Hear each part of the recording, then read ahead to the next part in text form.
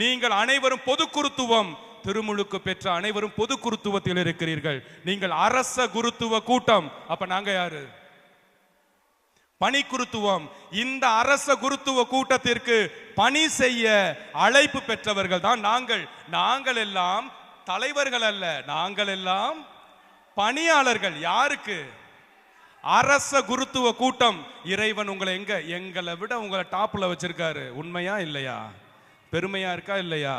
பெருமையா இருந்துச்சு, சந்தோஷமா இருந்துச்சுன்னா டப்புன்னு கையை உயர்த்தி சொல்ல வேண்டிய பதில் ஆமேன். 2 3வது அதே விடுதலை பயண நூல் 19:6 இறைவன் சொல்லுகிறார், நீங்கள் தூய மக்களினம். நீங்க நினைச்சிட்டு இருக்கலாம், நான் பாவி நான் பாவி நான் பாவி, அடிச்சே செத்து போயிடுறோம். நான் பாவி நான் பாவி நான் பாவி அல்ல. நான் பாவி என்று ஏற்றுக்கொள்கிறீர்களோ அன்றே நீங்கள் தூயவர்கள். நீங்கள் தூய மக்களினம், இறைவனுடைய தூய மக்களினம். எப்படி கொண்டு வராரு பாருங்க. நீங்க எல்லாம் பாவிகளே இல்ல, சாகவே மாட்டீங்க, நான் பார்த்துக்கிறேன், உங்களுக்காக தான் நான் ரத்தம் சிந்துறேன். ஏனென்றால் என் மக்கள் தூயவர்கள் தூயவர்கள் தூயவர்கள். நம்பிக்கை இருந்தால் எத்தனை பெருமை சொன்னேன் இப்போ?